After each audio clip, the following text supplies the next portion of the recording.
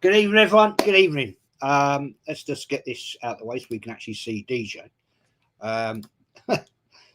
Thanks for joining, guys. I thought we'd do this little show for the sad, about a great icon of Arsenal. He wasn't the greatest of players, but he was still a stalwart of Arsenal Football Club. He sadly passed away recently. Willie Young, there he is, 79 Cup final, along with David O'Leary, Pat Jennings, Sammy Nelson. In the background there is Frank Stapleton. I think that's Brian Talbot behind this United player. Kenny, I can never think of his name. I'm mute. You're mute. Was that Lou Macari? I think it is Lou Macari. Lou Macari, isn't it? Is that Lou Macari? Yeah. Kenny, you're on mute. You're on mute, Kenny. All right, so I'll go for it. Right, basically, Pat Jennings, we've got Sammy Nelson in the background. We've got David O'Leary. We've got Willie Young, Joe Jordan, Lou Macari. On the ground, we've got Sammy McElroy. And then in the background, you can see his face is slightly blurred out, but it's Frank Stapleton. Yeah. Yeah. I think the one next to Frank Stapleton were in front. I think that's Brian Talbot. Yeah. I don't know. Anyway, let's get into this. So I've dug my programs out. The three games we're going to talk about tonight. Anyway, Shano, how we doing, my friend? All good. You can't complain. Nice day.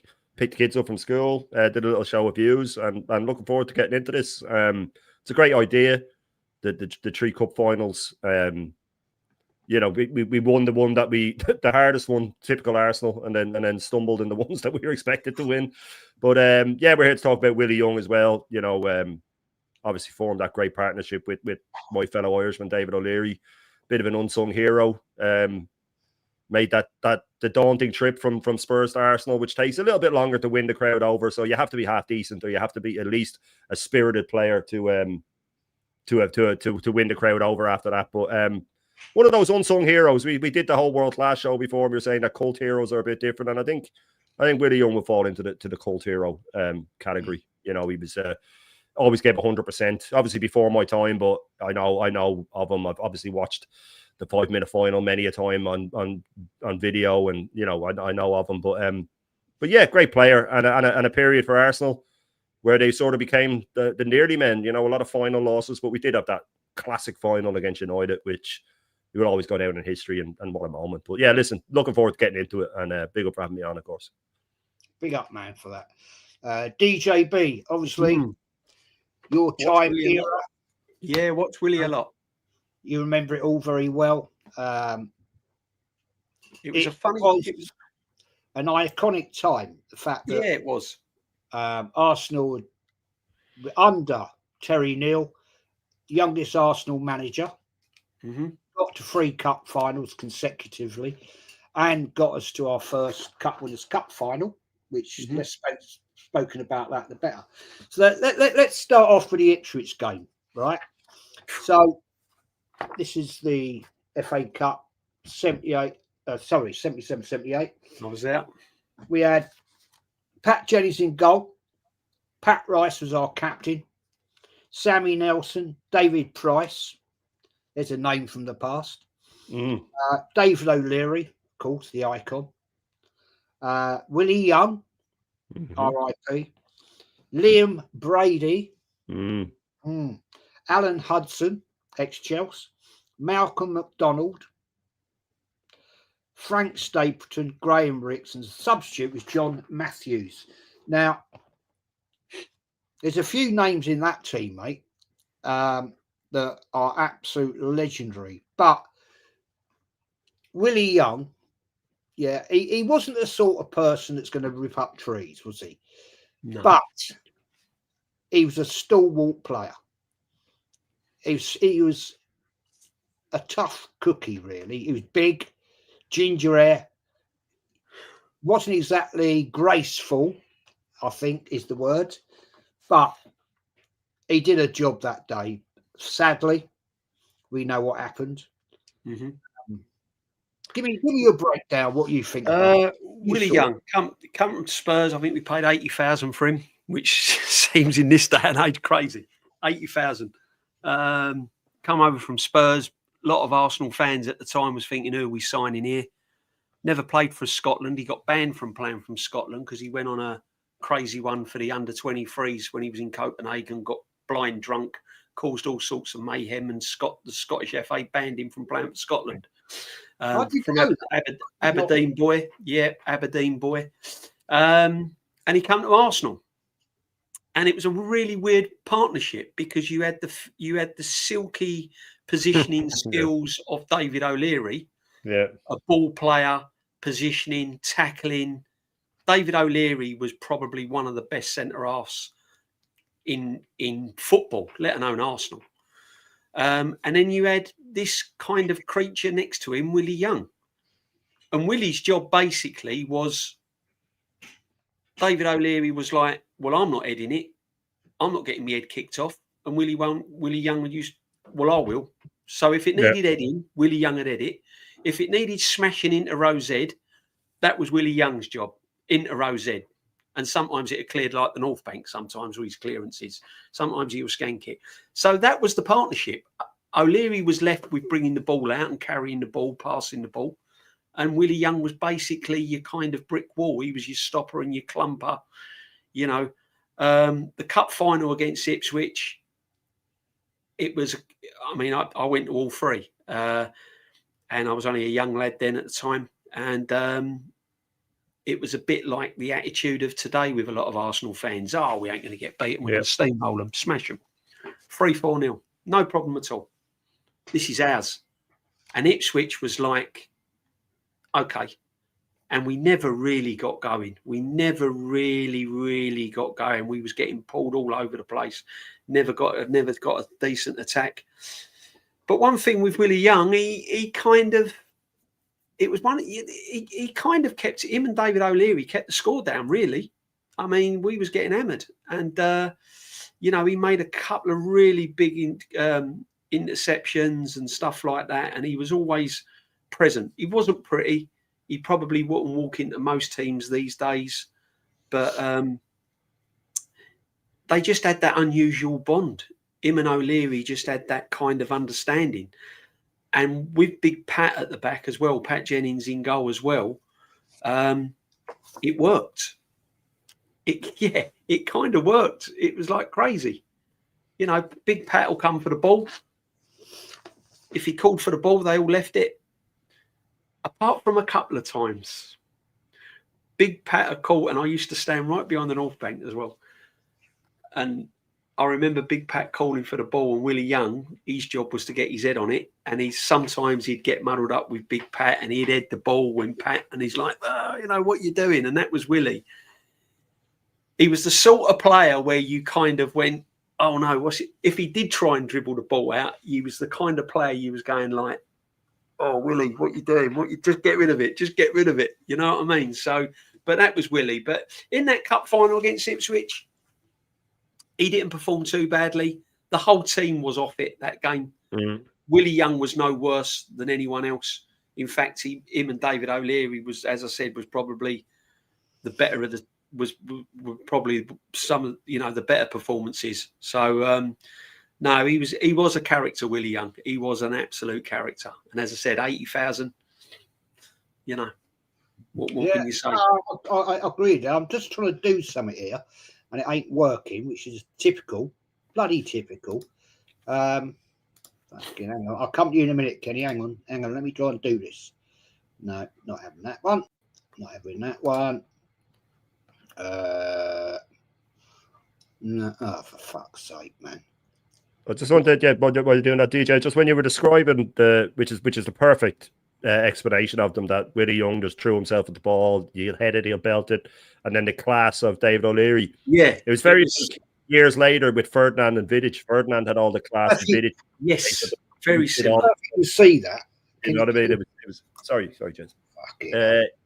Camera. There you go. There we go. Yeah. I'm just saying, Stuart, it clearly says in the programme, Ricks was not the sub; it was Matthews. Yeah.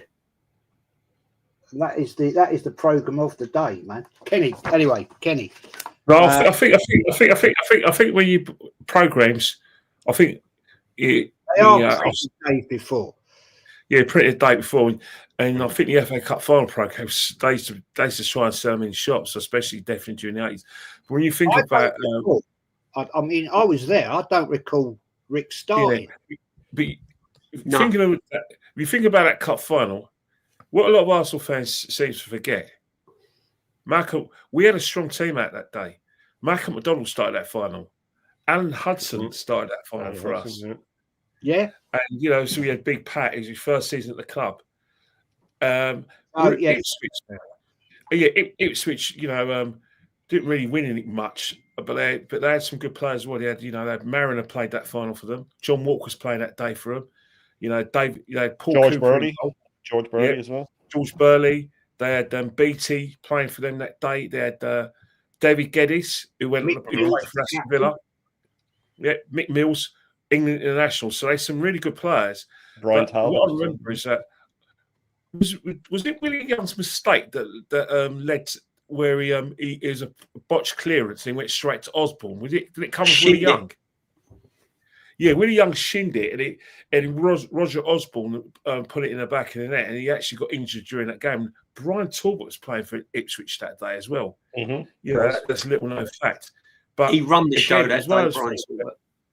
Yeah, but it's one of those things where when you think about Arsenal and FA Cup finals, and we're actually doing a show with DJB where I was saying fatigue is Arsenal's worst enemy. Well, you think about we're going to get to obviously 1980, but in 1978, Ipswich had nothing to lose. We were the favourites on reputation, but Ipswich still had some really good players, good attacking players, but they always felt like they had we looked heavy-legged in that final. We didn't really do much, to trouble the Strawers, and Ipswich just. As DJB said, they could have run away with it. And Willie Young played really well. O'Leary was good on the floor, but I remember it obviously because it's a tribute to Willie Young. But I just remember what it was like in Islington, Finsbury Park those days. Obviously in Andover Estate, that's when you realised everyone supported Arsenal. Obviously, there's a few pork chops who supported Liverpool because they're winning, and there's the old Tottenham people support Spurs. Because they're another playing club, but mostly everyone in that estate supported Liverpool. And every house you went on to on the estate, he had an Arsenal. He had the Arsenal flags, Arsenal flags, and like the Evening Standard. The only time the Evening Standard was in colour was when a London club was involved in the cup final. Yeah, so it's weird, isn't it? You had like the coloured photographs of the evenings of the pull-outs of the Arsenal team. So basically, because we were playing in yellow, it was a case of you had some houses had yellow flags, yellow and blue flags, and the other houses had red and white. But yeah, Finsbury Park that time, Andover Estate, that was a time when the FA Cup was the biggest game in the country. It was the only live game, apart from the England-Scotland game, where the whole of Islington went. Pfft. It was like a ghost town in Islington, especially around Finsbury Park. And that, as a 6-year-old, that's my enduring memories. Yeah. The other memory I've got of that cup final is Liam Brady weren't fully fit, and if you compare that, Liam Brady was our main weapon that day, and Liam Brady was our main player, and he wasn't fully fit in that FA Cup final. But he got subbed off. We played him and he got subbed off, but he wasn't fully fit and he was a big miss. Similar, really. He was like the Declan Rice of today. That's how important he was. That's how important he was to our team. I don't know, mate. You could. A lot of people will say that Saka's our Liam Brady. No. We haven't got a Liam Brady, man. No. There's only one Liam Brady. There's only one Liam Brady. What I'm saying is, on the one thing that I remember that Ipswich, we was bang on favourites, and it's funny what you said about the colour pullouts, because do you remember people used to stick them in their window, didn't they? Yeah, that's exactly what it was. They used to stick them on the window. World Do you Cup know what I 90 mean? was like And that in their over here. cars as Everybody well. had them. Yeah. The old full Yeah. Cortinas and everything had like the coloured pullouts of the Arsenal yellow kit and everything. But and they used to bring out a song, didn't they? All They the do. football Yeah, clubs, an FA Cup final song. they used to put a song on top of the pops, an FA That's Cup up in the song. 90s. I think Arsenal song. Liverpool had it in the 90s as well. Yeah, but I think we didn't really have a song. You know what I remember about it? I remember moving to the Andover Stadium, Frisbee Park in March, and about a couple of months later, it was a cup final. So, had we not moved to Andover Stadium at that time, I'd probably be, in the Holly Park estate, No. 1 Holly Park in Crouch Hill. But again, that'll be in all Arsenal as well because it's the area. But yeah, a lot of people at this time, it was football assess. Obviously, if Arsenal win the Premiership or win the Champions League, we will. London Borough of Islington, Finsbury Park, every North Islington, South Islington is going to be full of Arsenal fans, beeping. But at that time, for someone who's 6 years old, it was like remarkable because obviously I thought, bloody hell, do people really support this local club? Because I fell in love with the club 2 years ago. 2 years later in 1980. Mm. Yeah. But as a kid, I was already on the way to loving the club but it was mainly imitation. The love came 2 years later in 1980. So do you know what it was with that final though? I mean, it's generally known that they underestimated Ipswich, even though Kenny named off some of the attacking players they had were fantastic. But the route to the final, if I remember rightly, it was like Walsall, Wrexham, and Leighton Orient, I think, in the semis. Yeah, the semi-final. So it's not like we had all the good teams and then went, okay, now we've got the. They shouldn't have. You know what I mean? If they had like beaten Liverpool and Everton and these guys on the way, you go right now. They think, we're here now. When we got they'd had quite an easy route there. You know what I mean? And that to let it slip like that. But in Liam Brady's book as well, he says it was just a gamble that didn't pay off. He knew he was injured. They knew he was injured. They just didn't want to, last game of the season, get in there, do it, and it didn't pay off. You do wonder if he hadn't started, would it? Maybe it could have been different. But it was one of those take your foot off the pedal, think that it's done. But what I always did, and when I do look back on it, again, I wasn't there, but through research and books I've read and things like that, was when I remember seeing the quarterfinal, semi-final, and thinking, you had the smaller teams, you should have been in that mindset, and they still took their foot off the pedal. Still took their foot off the pedal. But it's just typical Arsenal, really, isn't it? Facts. I mean, of course, when you look about it, the manager for Ipswich is Bobby Robson. What he ended up doing with them, man. Come on.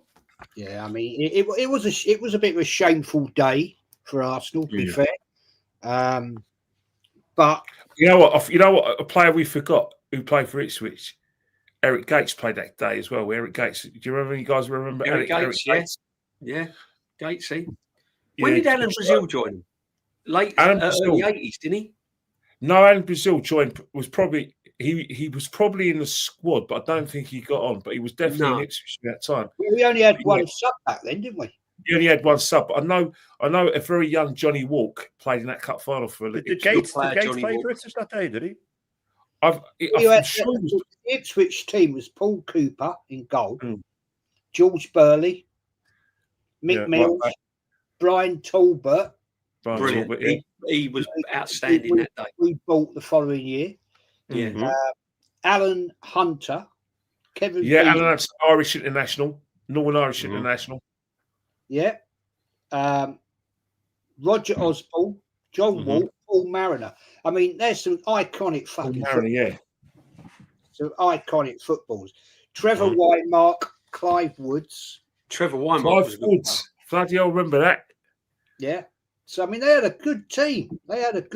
Yeah. I actually think Arsenal underestimated them. And we did have a few players in there that weren't fit. Do you know what this? Oh, sorry, Jess. Coming to the end, let's be fair. His knees have gone.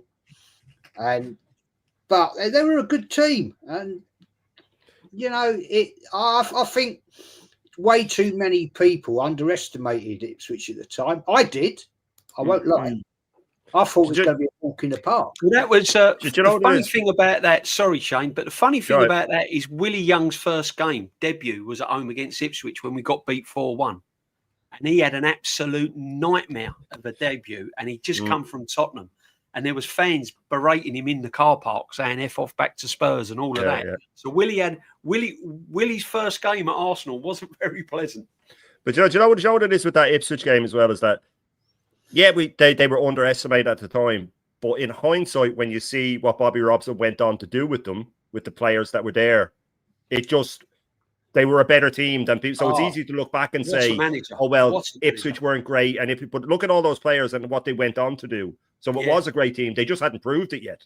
Yeah. You know what I mean? So when you look at it that way, it's not that much of an upset. It's kind of, it's still an upset. But what they went on to do under Bobby Robson, these players were all brilliant. They just hadn't got the reputation for it. Yeah, no, good point, Shane. You look at it, Shane, though. In 1980, they finished third. 1981, they finished second, won the UEFA Cup. 1982 finished second. All under Bobby Robson.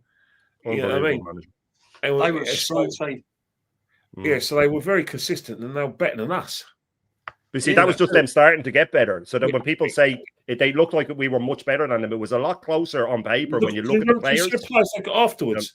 After on the back of that FA Cup, winning the FA Cup, they got players like Franz Tyson and Andrew Muren. Do you remember those two?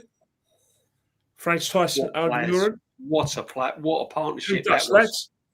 Yeah, they were quality. Frank Tyson and Arnold Muren were quality. Yeah. Absolutely. They were a tidy outfit, Ipswich. And Bobby Robson was the first manager back then to have inverted fullbacks.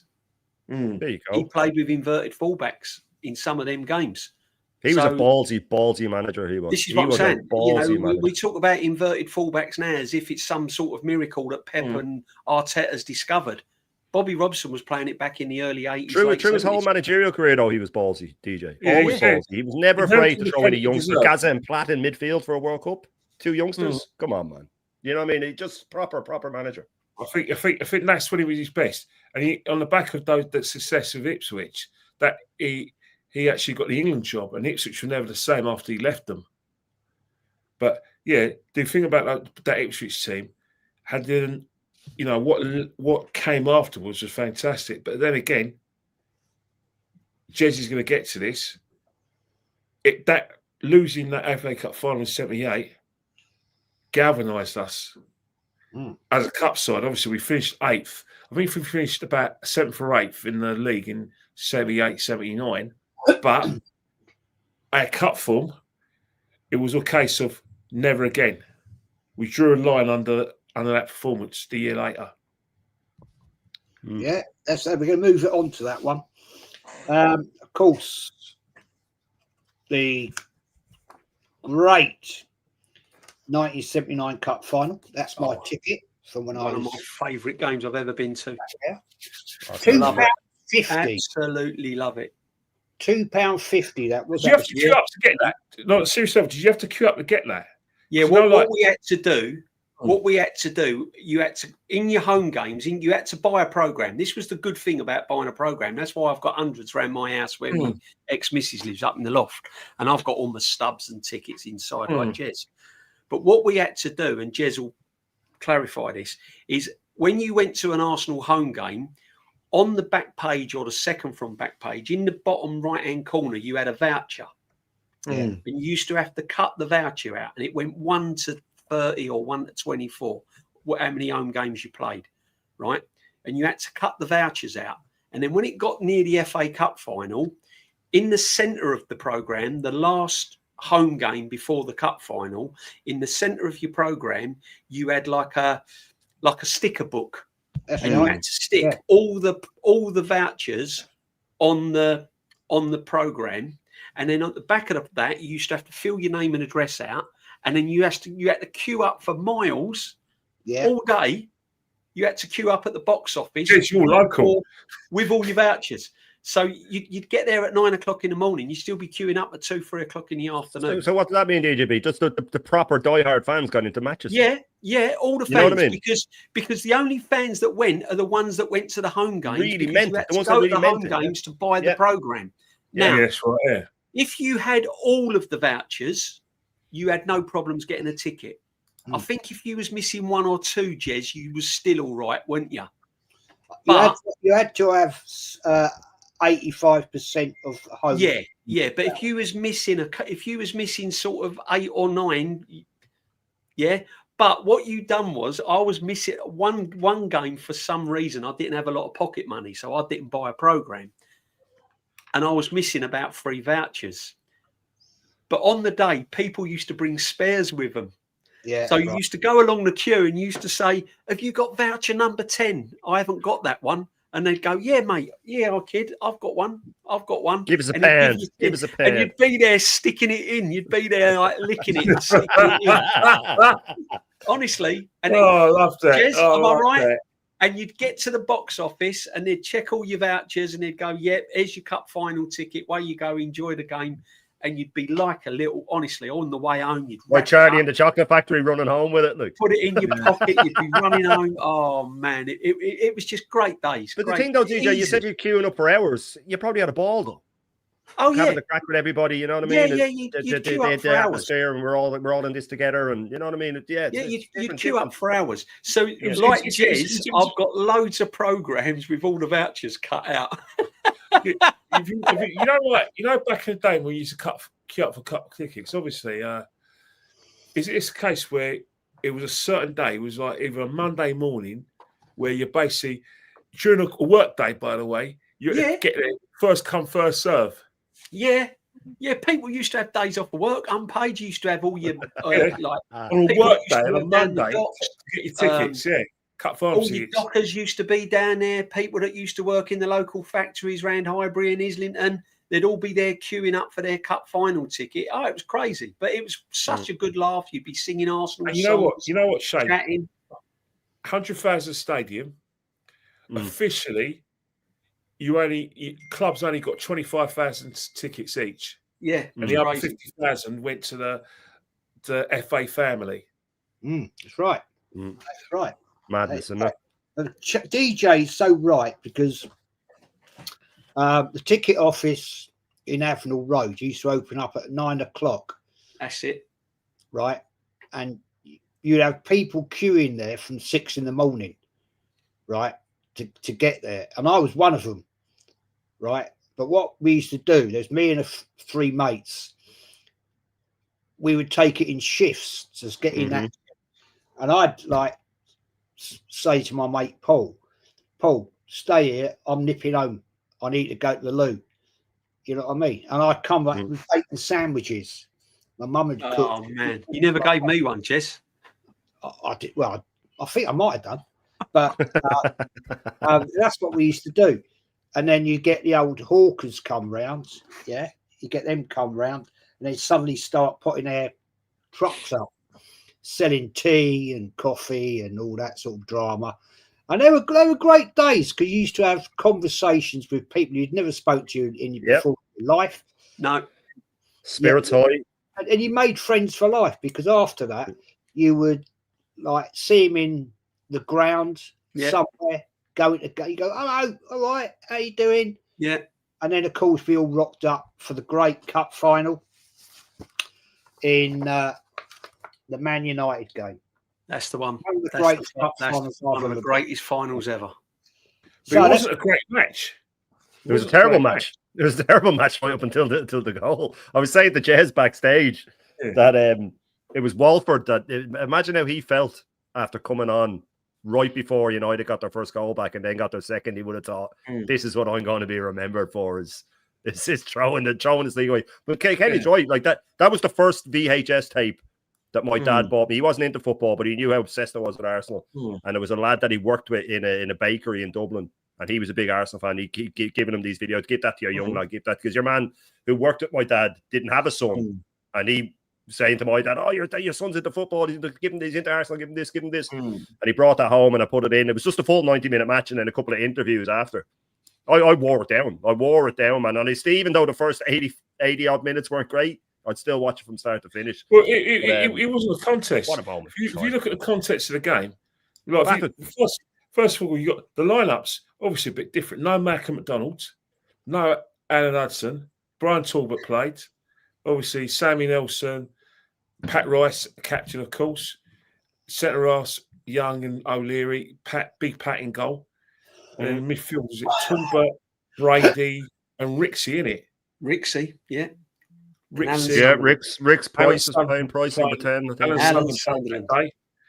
And obviously, a big friend, and obviously, Big Frank. And Man United, they had some quite good players as well. Obviously, they had was it Coppell, Mickey Thomas, McElroy, McQueen, Jordan, Steve Coppell, Gary Bailey in goal.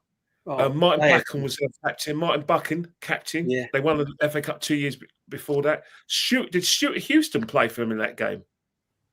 No, Joe Jordan played. Joe Jordan. Did Stuart Houston play in that game? Or was Gordon he McQueen, wasn't it?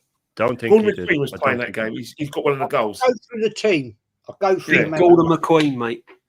Gary Bailey, Yeah. Jimmy Nichol, Jimmy Nichol, that's right. Do you remember him? Arthur Albertson. Alfred Albertson, bloody hell. Sammy left back. Roy, Gordon McQueen, Yeah. Martin Buchan was the captain. Mm. Steve Coppell, Yep. Jimmy Greenhoff, Joe Jordan. Oh, Ryan Greenhoff, yeah. And They had a team, mate. That was a team. And didn't they have Brian Greenhoff on the bench then as well, didn't they? Yeah, Brian Brian Another Greenhoff Greenhoff on the bench as well. Yeah. He came on, I think. Lou Oh, Macari. he did, yeah. Lou Macari was the sub on that day. Yeah. And of course, it was Dave Sexton who was the manager. That's right. Ex-Arsenal junior. Yeah, that's true. England born and bred. Dave Sexton. Just do some of these comments, man.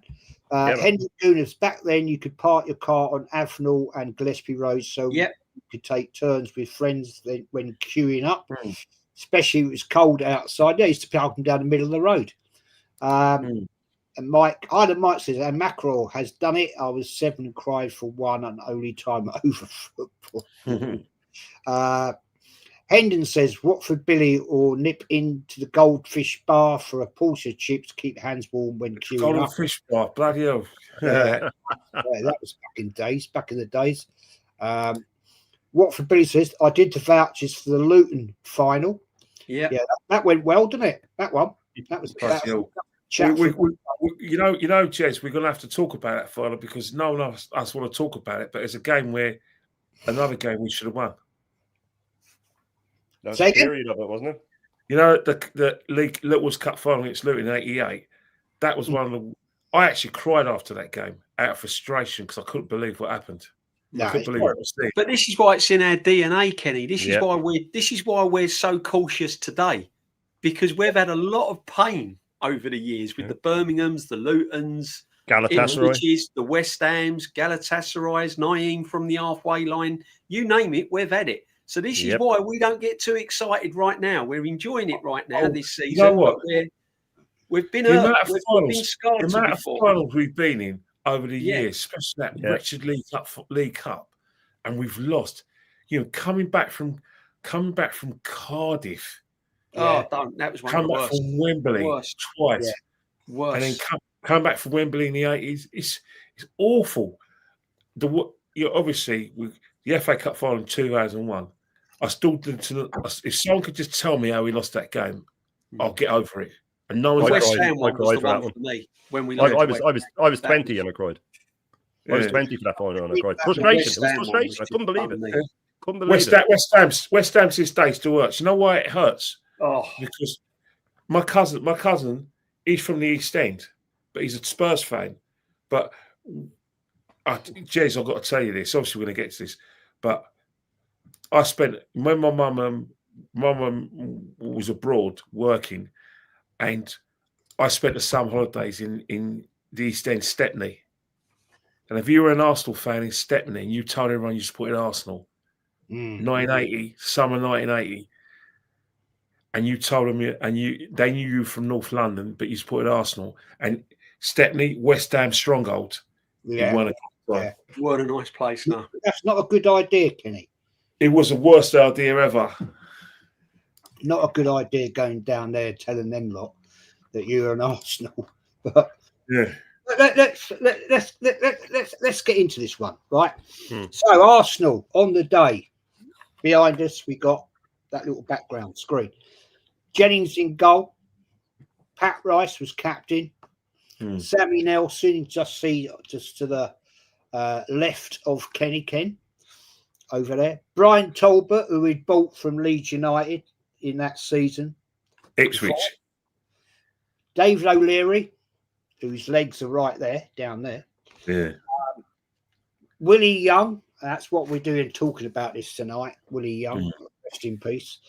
Liam Brady, Alan Sunderland, Frank Stapleton, Kenny. Yeah. Oh, God, another traitor. David Price. Take it easy. Graham Ricks, and substitute Steve Walford. Of course, manager was Terry Neal. David Price, sorry, Jez. David Price was very underrated. He scored a lot. He scored a fair few goals for us during his career at Arsenal. He was underrated. I didn't really think much of him, though, Kenny. I won't lie. He was effective, David Price. Effective. He wasn't spectacular, but he was what we call Brian an honest jobber. It was a job. It was a plodder, an honest jobber. Brian Talbot was an outstanding signing, and he had a massive. He played really well. And in that cup final, Willie Young had a handful. He had, Gordon McQueen. He had some big old people to mark, and he done it quite well. He done it. He was very, he went flying in on a lot of tackles. He won a lot of headers that day, and in that first half, he was. We come out the blocks, and we were absolutely, we were doing really well. We went 2-0 up, didn't we? I want to get Shane. I want to get your. I want to get your opinion on this one, right? Now, that Arsenal team was a bloody good team, right? We'd had a tough season before that. We played a lot of games, and from what you remember of it, I mean, I dare say you've watched the game many times on videos and all that sort of thing. We came out the tunnel end, which we all know was the lucky end for the FA Cup. It was always known as the lucky end. And that's where I was. But we came out, went 2-0 up, cruising, got in at half time, looking good. Everybody's happy. Everybody's singing songs, making it like it's party day. It's party day now, right? It's only a matter of time. And then Man United scored 2-1. Okay. Then it's 2-0. Sorry, 2-2. And it was like, oh dear. Game's starting to come to the end. And then the amazing third goal. Liam Brady. And then that pass to Sunderland. I just remember being swept. I mean, how old was I then? I was 17. And swept off my feet by the surge of the crowd. Yeah. Give me a breakdown of how you remember that. But it's that whole deflation to exhilaration thing. It's just it's unreal. It's a different sort of feeling. We've had it before in matches. Arsenal, any football fan will get it. Not to that extent because it's a final. But like you said, Arsenal were cruising. The whole game they were cruising. The goals were scrappy, but they were goals nonetheless. And even when McQueen scored, there was only 4 minutes left. It's still, the feeling would have still been, we should be all right here. And like DJB said, Willie Young and the lads at the back, they all played really well. It was just that 2 minutes where they just switched off. And, if people remember the run to it as well, I think it was the third round, was it Jack Charlton, Sheffield Wednesday? There was like 4 or 5 replays that Arsenal had to get through to get past the third round. And any Jack Charlton team was not easy to play against, and people forget the amount of games that these guys are playing with a smaller squad. But, that that winning goal, that Liam Brady run, that's like, you can't train that. That's just pure adrenaline. One more push left. And to have the composure to put in a ball like that after that sucker punch, and that image, you know, of Sunderland just wheeling away, ecstatic, the powder blue suits on the bench, and just 80s through and through. But, you know, if you were to take away it's funny with the 3 FA Cup finals that we're covering, the one that, you know, should have been the harder one, obviously Arsenal, they made a meal of it, but they won it. And the two they were expected to win, they didn't. And if you look at those two finals and the two that we lost, and imagine we had a sandwich then with 3 FA Cups in a row, I mean, Terry Neal's reputation would be completely different. You know, be completely different. Especially when, like as Kenny said, I don't think a lot of the younger fans realise how big the FA Cup was. You know, I remember in '93, even when Arsenal did the double in the Cups, there was a lot of arguments out on my estate between United fans and Liverpool fans. Because obviously only Arsenal fan, but the Liverpool fans were trying to tell the United fans that the double in the Cups is bigger than winning the league. You wouldn't get away with that now, but that then it was a genuine argument, you know. But yeah, it was just that 2 minutes of madness, and with Arsenal's record and with the FA Cup final the year before, they'd be forgiven for just going in their shell and going, oh, here we go, we're after throwing this away. But you know, some things are written to be iconic, and like I said, the yellow kits, Liam Brady up the wing, the composure, Sunderland celebration, the bench, everything about it is just a classic Arsenal moment. And I mean, like it said, it's known as one of the greatest FA Cup finals ever. But as Kenny said, for 85 minutes, it was quite stagnant. Really, it was quite a stagnant final. There's a reason it's called a 5-minute final. You know what I mean? Because everything was just crunched into. Even the goals were quite scrappy. You know, but magical moment. This is what we're trying to tell the newer fans. You know, this is why we want high standards. Because trust me, when you get those moments, they stay with you forever. When you get those moments, they live with you forever. Just like the bad ones do, you know, but the good ones, at least you can go back on them. But what a moment. And it's just one of those things that if you saw it in a movie, you wouldn't believe it. You know, you go, nah, that can't happen. And that's always when it's the top game. But listen, you know, it was a team effort. And it was kind of it would have been a bit of a stain on the defenders who had played so well up until that point where United. But listen, the best team won at the end of the day. Arsenal were the better team in that final. And it was just a classic moment. And yeah, one that obviously I wasn't there for it, but it's still close to my heart. Like I said, it's a big part of my childhood is watching and rewatching that video. And I'm very envious of you lads that were there, man. Very envious. Yeah, I mean, I ask this one for DJ. Would you agree? It's always been a belief of mine. The iconic yellow and blue kit was the lucky Arsenal FA Cup kit, right? That's the first point. And secondly, the amount of FA Cups we've won wearing the yellow and blue, yeah, back in the day. Give me a view on that and give me your breakdown of that cup final.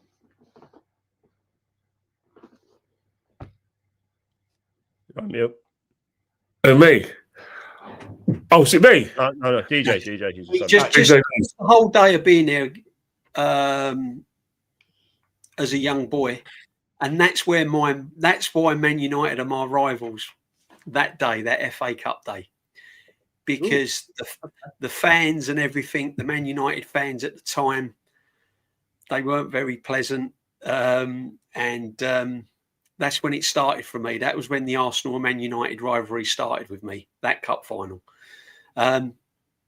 Yeah, I mean, it was like little things with the FA Cup. It was like, what colour was we going to wear was really important, because the yellow and blue was our kind of lucky sort of kit, you know.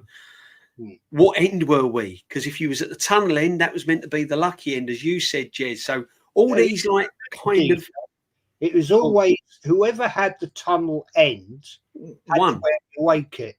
Yeah, I know. And it was like all these little kind of, I know it sounds crazy, but all this was important. Oh, you know, what end have we got and everything else. But I just remember being ahead, and it was a brilliant game, and I just remember that was it. It was game over. We've won the FA Cup, and we were singing, dancing, and I'll never forget to this day. And I've still got it. The yellow and blue flag. I think it had like blue diamonds on it, and yellow and blue flags were waving all around the ground.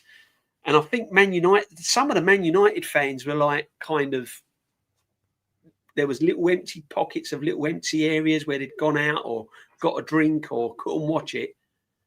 And then all of a sudden, in a blink of an eye, it's like 2-2. And I'm thinking, what's happened?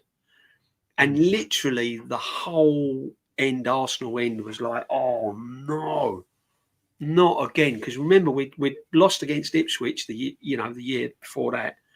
And we're thinking, no. And I tell you what, I don't know if Terry Neal would have survived that if we'd have lost that cup final.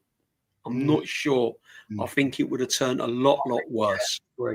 I think it would. I don't think he would have survived that at all if we'd have lost that, especially after being ahead. And then I just remember turning around to my mates, and I'll never forget them, Rob and Rich, and I just said to them, we need to get the ball to Liam. We need to get the ball to Chippy. If anyone can open it, if anyone can sort this out, we just need to get the ball. And when he got, with Shane, when he got that ball, and he was running with that ball, dropping his shoulder, that silky way he used to move with the ball, left foot, right foot, inch perfect pass to Graham Ricks. And I'll never forget it, Jez. I just said, get it in the box. And he crossed it. And when Alan Sunderland was at the back, I was stunned, absolutely stunned. And it went absolutely crazy. And we definitely deserved to win it that day. But the scenes were just mad. It was just mad. I mean, Man United emptied out very, very quickly. I remember them emptying out very, very quickly. And it was just that great moment, wasn't it, when the captain lifts the FA Cup and the ribbons, you still see the ribbons flying, the yellow and blue ribbons tied to the FA Cup. Was it the Duchies of Kent that day that gave out the FA Cup? Yeah, it was. It was, wasn't it? It was the Duchies of Kent. Yeah, because she was a very attractive lady. And I'll never forget it. Duchies of Kent handing out the FA Cup, and we was all there, and it was just like, just madness, absolute madness. But yeah, no, it wasn't a pretty. But getting back to Willie Young that day, again, him and David O'Leary, they were fairly solid there. They were scrappy goals. I think Frank Stapleton's weren't brilliant, were they? Do you know what I mean? But the third goal was a classic. O'Leary was at fault for their second goal, wasn't he? O'Leary was at fault for their second or their first goal. Yeah. There was a cut. There was some bad errors in the defence that day. But I mean, yeah, I still remember it from this day when Liam Brady got that ball. It was just a thing of beauty. It was. It really It was an amazing day. Just read this one out. Charlie George, Sunderland, Thomas, the three most meaningful goals as an old Arsenal supporter. Trophies won. Yeah, I would say so. That's up there. Definitely, that's up there. Up, doesn't it, really? Yeah, I mean, as Stuart says, typical Arsenal, really. Can't do anything the easy way. We never have, mate. We never have. Always made it hard work. It's always been tough work. If you remember, right? Yeah, the UEFA Intercity Fairs Cup, right? We were 3-1 down, right? We didn't make that one easy either, And yeah, I mean, that's Arsenal, mate. That's why we love them. Even the Invincible season, Jez, we stumbled with the FA Cup loss and then the Champions League loss and then to Liverpool 2-1 down. We stumbled at that as well. Yeah. Even an Invincible season, we managed a little wobble in there somewhere. This is why we're not getting carried away this season, Shane. It's unbelievable. This is the reason why we're not getting carried away this season. It's Arsenal. Things happen. We've seen it all before. This is the problem. We've been here so many times. 72 cup final. Right? Leeds United lost 1-0. 69 against Swindon. Was it 60 or 68? Or 68 was Leeds. I can't remember now. But we never do it the easy way. Anyway, we've got to wrap this up, Kenny, soon because we're running out of time because We'll do the last one in a minute. But it was probably one of the greatest cup finals, Kenny. Would you agree, though, Kenny? Would you agree? Yeah. The yellow and blue is always the lucky FA Cup for Arsenal. Well, look at the song. Look. You know, there's a guy who basically does a knockoff gear of Arsenal. Wore a yellow ribbon in a merry month of May. Yeah, you know, she wore. You know the guy she wore. She wore. Gavin, She wore. me and him don't get on Wore a very well. yellow ribbon. We felt had a falling out, but I'm sure we'll make it. I'm sure if I see him, I'll shake his hand. But yeah, it's all born out of that. You know, it's one of those things why my heart sank that in 82, 83, that kit I hate with a passion. It wasn't because of it wasn't. Oh God, he's bringing it out again, isn't he? He's bringing it out again, isn't he? That kit I hate with a passion. You know why I hate that kit? It's not so much as it reminds me of that wretched season 82, 83. Classic. Is that I always look at Arsenal. Tell you, man, he hates it. Brian I look at Talbot. the Arsenal away kit and I always say Arsenal should always play in yellow and blue and yellow socks if they're not playing at home. And there's a kit clash. It baffles me that Arsenal, for some reason, something that has brought us a lot of luck. You know, in 1971, obviously in 79 as well. We played in our home kit in 1972. What happened there? You know what I mean? It's those sort of like nostalgia things that really get them on go. But when I think of 1979, it weren't a great game. But again, it's the atmosphere. Your heart sink when McElroy, and when you think about McElroy's goal, it was scuffed shot, and he was limited. It's like it was just crept in, and it took an age to go in the net. Pat Jennings probably he could have dive 3 times and probably would have jumped over it. That's how fluky it was. But the thing is the Man United fans were going up and getting, going mad. I believe, obviously their bench went mad, and then it was like magic, straight from the our kickoff. 2 people who were very iconic, to the extent that if you segue a year later, both those 2 players missed penalties in the European Cup Winners' Cup final in Heysel Stadium. But those 2 players were instrumental heroes that day, making Alan Sunderland one of their biggest ever heroes. Brady, Rick's cross, right over Gary Bailey, swept in by Alan Sunderland. Obviously, Jez, you're from Islington. You just moved out the area. Yeah. All I got to talk about, come to Finsbury Park. Just see what it was like. If Arsenal win the Champions League in our lifetime, I don't think it will be like Finsbury Park in 1979 when we won the FA Cup. No. No, I don't think so. Because Finsbury Park, let's just say, buses, no one drive down Seven Sisters Road. Just couldn't.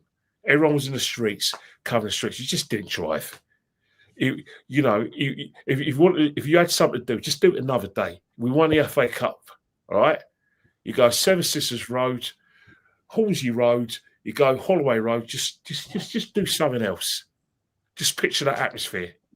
Yeah, I agree. Yeah, 7-year-old me being in that atmosphere when we won the FA Cup and realizing, like what you knew already, how massive the FA Cup was, and then. Because I'll tell you, if Arsenal win the Champions League,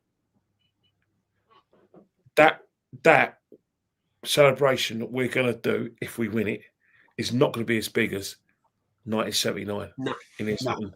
We won the FA Cup because the FA Cup was the biggest competition in the world in 1979. The biggest celebration I've ever witnessed in Islington, for me, was the 89 winning the league. I weren't there, but I've never come in. I remember it was 6 hours getting back Anfield to Crazy. Highbury area, Oh, and I've never seen nothing like it in my life. no. Went on for hours, didn't it, Jez? It was unbelievable. It was party, and it was. We like had no right to win it, Jess. We had no right to win that league, although No. we should have won it. But on that day, two goals to beat Liverpool and getting them against that great Liverpool side. They hadn't lost by 2 at home in 4 years or something like that, hadn't they? No? It defied logic. I got back to outside, Avenel Road. We couldn't drive our shitty old little minibus that we had. We couldn't get near.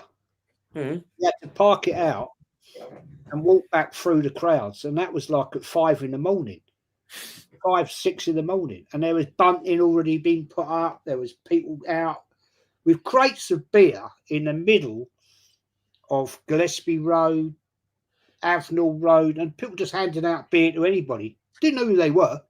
It was people there that didn't even like football that was drinking beer and partying. There's the old pub up the top of the road, right? And they were totally illegally, right? They were open. They letting people come. They weren't letting people drink in the pub, but they were just bringing drinks out and giving it to people. Bottles of lager, bottles of beer. And it was mad. It was just absolute madness. But anyway, that's not. That's just before you move on, that happened over here for World Cup '90 as well. I've never seen anything, and I'll never see anything like it again. It was unbelievable. I think in Dublin at the time for the Ireland-Italy match, the police weren't called once. There was nobody. The guards weren't called once. There was nobody out on the streets doing anything. Like they whole fucking 2 hours. But I remember, I think there was the Holland game. I was only a kid, but Niall Quinn scored with about 6 minutes left. When the final whistle went, we lived in a pretty big estate, and literally every door opened at the same time, and everybody sprinted out onto the streets like a movie. You'd see these things in movies, and you go, that doesn't happen. Everybody jumping around, hugging each other. It was unbelievable. That World Cup '90, if anybody's Irish and of age, it was different. It was like nothing I've ever seen before. The whole country shut down. Get that anymore. Whole country shut down. It was unbelievable. Community. You haven't got that community around Ashburton Grove. Much as a great stadium it may be, I don't like it myself, but I think look, we know what the stadium is about. It's all about money. But the thing is that tradition. I suppose tradition. Obviously, here's me wanting the Boxing Day cancelled for logistic tie reasons. But when you replace tradition with practicality, the passion and the sort of camaraderie goes, doesn't it? True. That is true. That's a fact. I'll go with you on that. I just think the atmosphere around Highbury that night, Kenny, you never replace that because you've got all that close-knit streets around the square, as you want to call it, the Highbury Square. Did you go straight to Grange? I think what a lot of people did when we won in '89, everyone for some reason thought there was only one place you wanted to go, and that was to Highbury Stadium. You just went, it was just basically on the marble floors, the steps. Everyone just went there. Everyone went there. You had to if you didn't have a ticket to the game, and we won that game. And you saw Tony Adams lift those 2 trophies because he had 2 trophies to lift: the Barclays League Championship and the actual League Championship. If you didn't believe it, you believed it when you went to the Marble Halls. Yeah, that's true. That is true. But we're going to move on because DJ's got to go and do his fitness, keep himself a young man. Got to do my marshals. Yep. We're going to go with this one. What about with you? That is one of the most. Can I come in on this first, Jez? Because I've got to bounce. That is one of the most painful games, most painful cup finals I've ever been to. It's still in the memory of me as one of the most painful Arsenal games I've ever attended. Couple of factors. I was brought up as a kid in a West Ham area, went to school with all West Ham fans, All my mates' dads, aunts, uncles were all West Ham. Massive, big, all West Ham. When we got to that final, I was, of course, lording it up. I was a typical kind of Arsenal fan at the time. You're going to get done. You're going to get beat. And it was very similar to the Ipswich. We were favourites. The mighty Arsenal against West Ham. Come on. Foregone conclusion. Division 2 West Ham. They were poor. They were really poor. They had good players, though.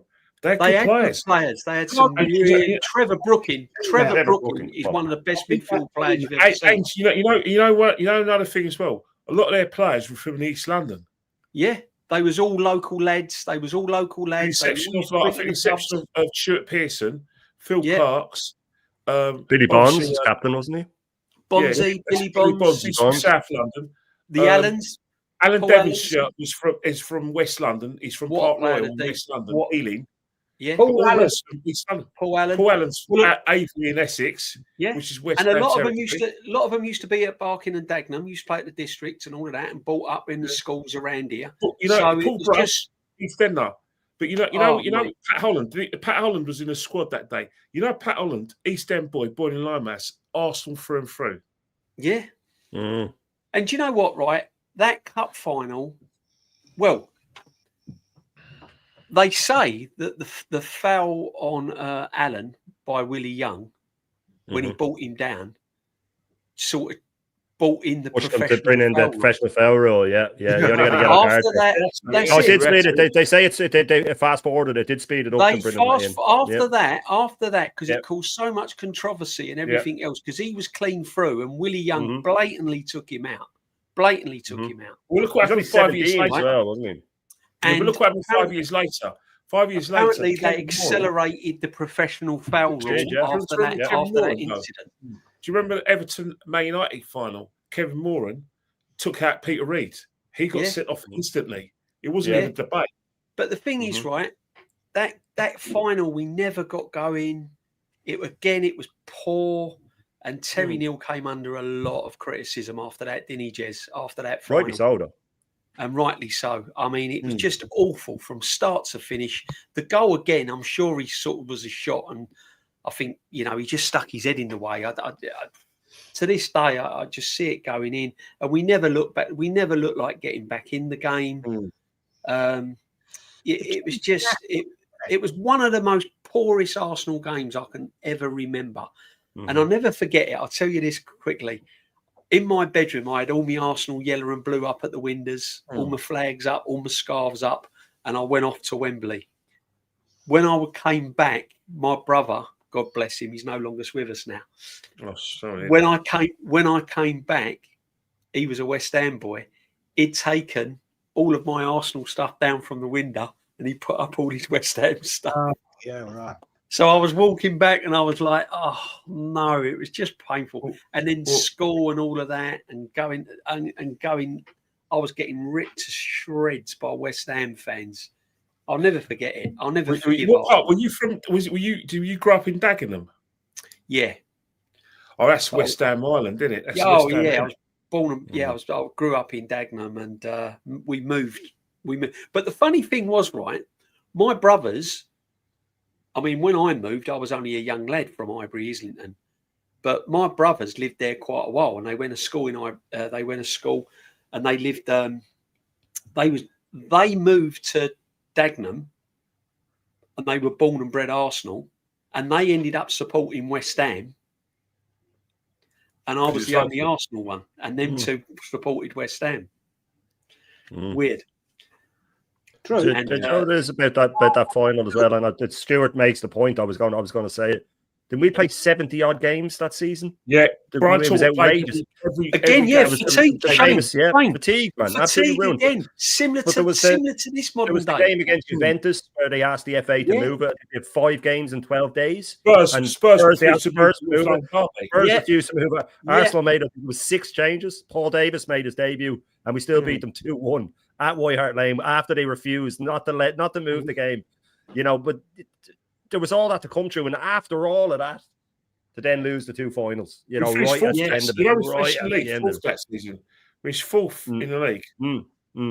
But But we when you lose think both about it- finals, but 70-something games with a squad of, 14 players, really, maximum? Yeah. 14 first-team players, if Yeah, you're looking? exactly. Come on, man. Exactly. You know what I mean? And this is what I'm saying. And they cry about fixtures nowadays. They cry Yeah. about fixtures nowadays with squad of 30-odd players.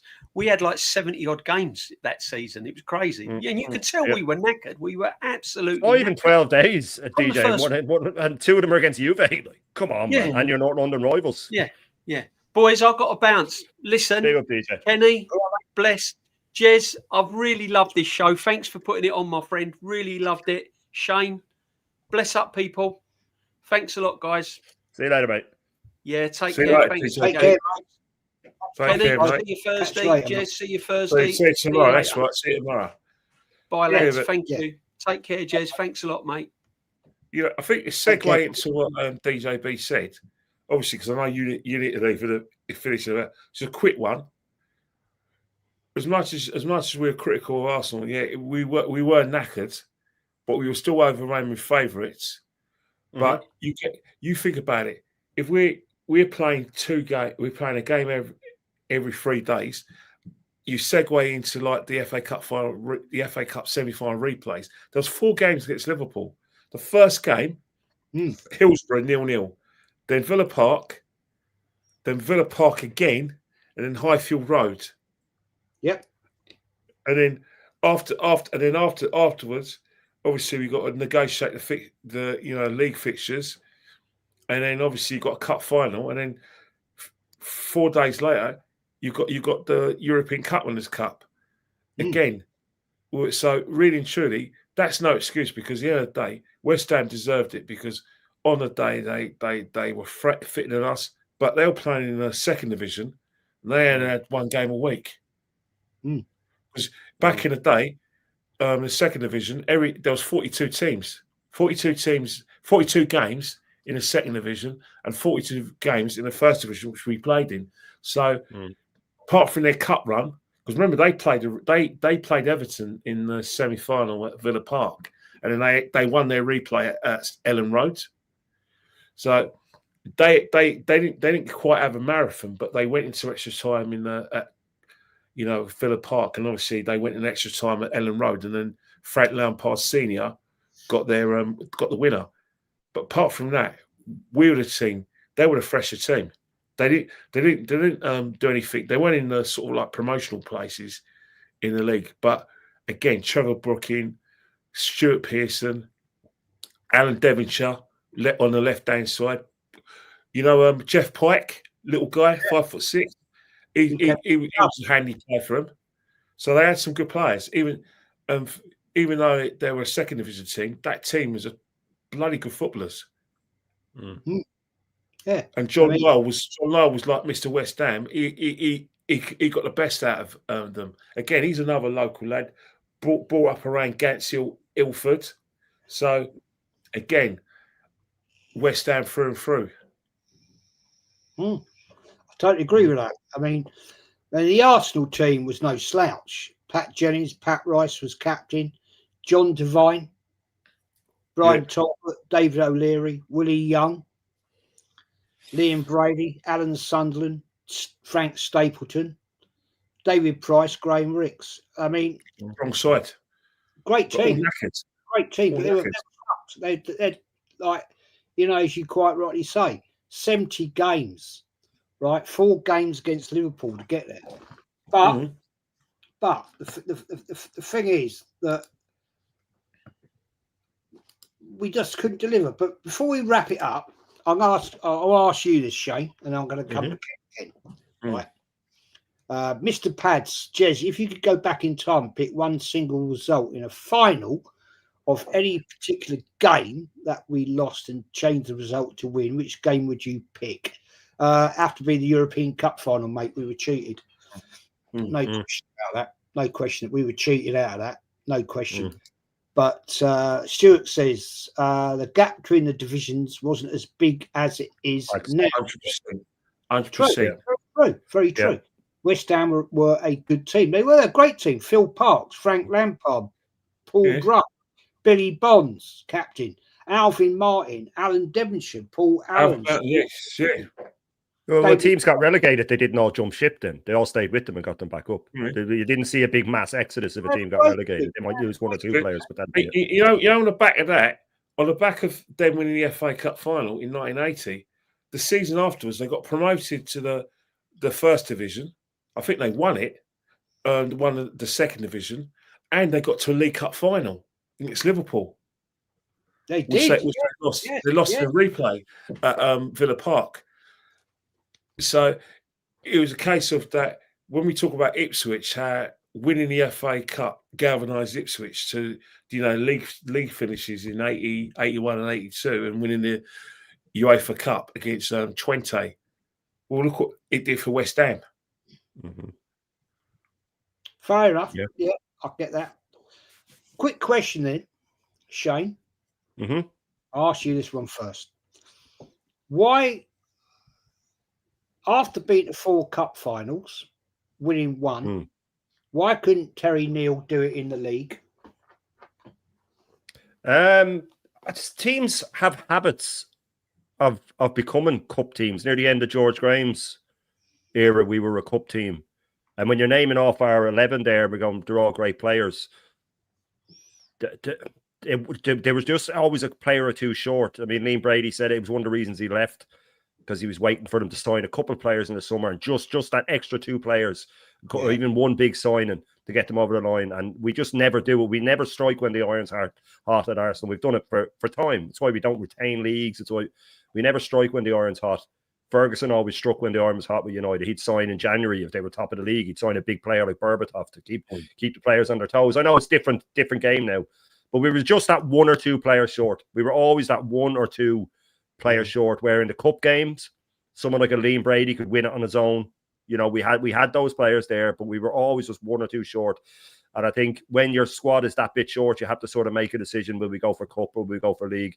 I think it was the following season we went unbeaten at home, but we still finished 4th. I think it was the 81, 82. I could be wrong, 80, 81 maybe, 81, 82. I'm not sure.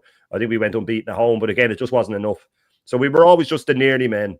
And we'd be looking at it completely different if we had beaten the 2 teams that we should have beaten in the final and had a 3 FA Cup final run. But it was just that last bit at the end, and then the small squad showed when you had all those cup replays and, like we said, 70 games and 5 games in 12 days.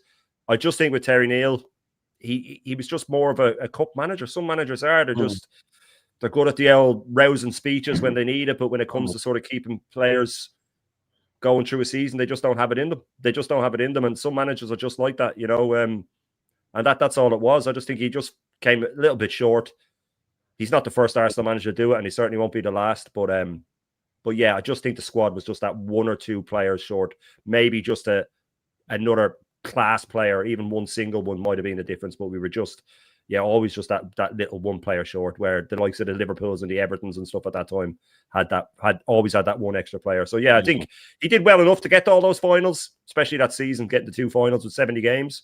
I think that shouldn't really go unnoticed, but yeah, just a little bit short all the time. I think it was a bit about his management and then the board not backing him. I think it was a mixture of both. Facts. Kenny Ken, give me your opinion. Can you give a reason why Terry couldn't actually get it over the line in the league? For me, I think it's an easy answer. I think the way we played. Remember, Don Howe was the manager, was the coach. He had he basically ran the way we played, our tactics, and we always called boring Arsenal because we were so difficult to beat. We were very organised, very pragmatic, and as you said, we became a very big cup side, especially during those sort of 70s, late 70s, early 80s. But to win the cups, you had to have like a moments player. You noticed that after Liam Brady left, we didn't get to any cup finals until 1987. So that screams out a lot that we're still difficult to beat, but we didn't have that moments player. But you think about in the league, the mentality was, although anyone could win it, it was basically Liverpool's. You're playing for second place because that Liverpool side was really too strong, especially under Bob Paisley. Obviously, Aston Villa won it in 81. Everton won it in 85 and 87. But you think about it, from 1977 up until 1977, Liverpool had that sort of stranglehold. You think about Arsenal, to win the league, you needed a goal scorer who scored 25 goals. We didn't have that. You needed a Kenny Dalglish. We didn't have a Kenny Dalglish. No. You also needed. Obviously, we had some. You also needed we had, all right, Alan Hansen. You could play Alan Hansen to Dave O'Leary. Obviously, Pat Jennings and goal is one. He was still, I thought, the best goalkeeper in the league. But in terms of like goal scoring midfielders, which Liverpool had, we didn't have. So you're not going to win a league without a top striker, without a moments player like Kenny Dalglish. You ain't going to win it without goal scoring midfielders like, Ray Kennedy and Terry McDermott. So Liverpool had goals from all over the place. We didn't. We weren't winning the league. We weren't competing for it. No, true. That is true. This is the standard practice back in the day with Arsenal. Lack of investment. Did it with Bertie me. We let players go, Ray Kennedy, the likes of that lot, and we never replaced them. And it cost us. But there we go. We're going to wrap it up, people. It's been a great chat. Great chat with you, gentlemen. As usual. That's always the best panel. And did this channel to respect Willie Young. Rest in peace. Sadly passed away at the weekend, and stalwart for Arsenal. Played in all them cup finals. So I thank you, Shane, Kenny, and DJB for joining to chat about it. My pleasure. Shane, what you got coming up, mate? Obviously the big up for having me on, of course, is always a pleasure to be on with yourself and Kenny and DJB and a wonderful chat. Obviously the full Irish tomorrow morning, and then the bruised banana tomorrow night, and then the usual, just the full Irish through the week, and then this Sunday night will be off topic again. I have a good one to go with that, so I'll be setting that up now. Probably tomorrow I'll put it up for people to put notifications. But listen, thanks for having me on. Always a pleasure. I really enjoyed it. I just love talking about Arsenal and football in general, and there's no better people to do it with than your good selves. Pleasure, mate. Always. And I have to say, congratulations on that show the other night, that Sunday night show. That was. I really enjoyed it. Yeah. Actually, I enjoyed myself in that one. That was absolutely brilliant. What a great show that was. Thoroughly enjoyed it. I don't have the knowledge that Kenny's got about international football, but I still enjoyed it. Ken, on Instagram, mate, what you got coming up, my friend? And you'll be watching the game at the weekend? I'll definitely be watching the game. I've got a podcast later, and I've got one with DJB. I think you're on it as well tomorrow at 6:15. Yeah, and obviously, I've got mates. I'll take my call at 8 o'clock. But yeah, it's one of those things where it's been nice when we go into. It'll be nice at 7:30 on Saturday that we go into the international break. Yeah. Without conceding a goal and winning again. Yeah. Because whatever happens, we win. We're still going to be, whatever happens, we're not going to be anything less than 7 points ahead going to the national break if we win. It is quite remarkable. I mean, somebody sent me this stat. I didn't know. This is the first time Arsenal have gone 8 games without conceding a goal since 1903. 1903, yeah. That's quite remarkable. So respect is due to Arteta and the team. And yes, we do praise Arteta for the people that don't think we do. Because you're not allowed to. As they say, as Shane, who's an Irishman, would say, we've cooked our goose in terms of all the kind of reputation. Our reputation precedes us. Apparently we're upset that Arsenal are winning. Yeah, I was getting that today again. I was so sick. It's absolutely ridiculous. You know what I mean? we're upset because Arsenal losing is more important than us. Absolutely outrageous. Because we have to be proven right about Arteta, and if that means losing, then it's a win-win for us. I mean, I never heard such garbage in my life, but people believe that. You know what I mean? Let them. Yes, honestly.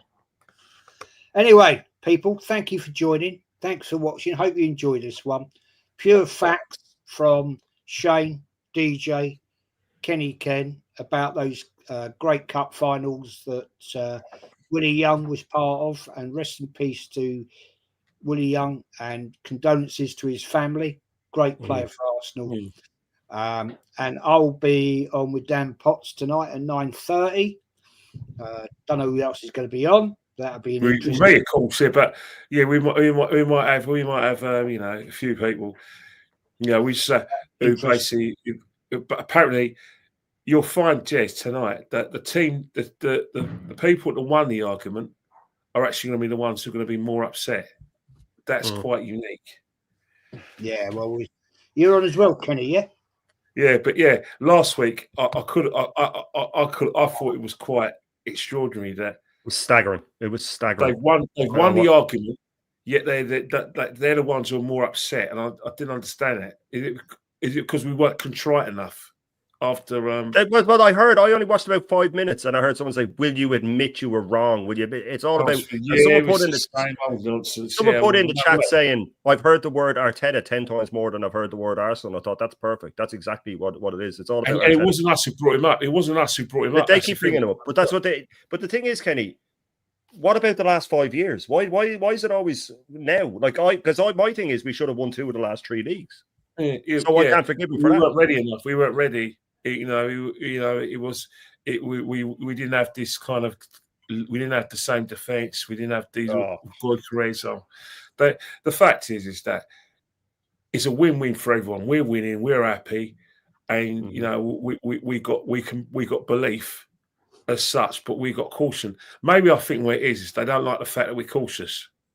That could be the reason. Oh yeah, we should just put all our eggs into one. Look at the show we just did. Look at the show we just did. You know what I mean? It all before. We've been here before. Yeah. We just talked about it.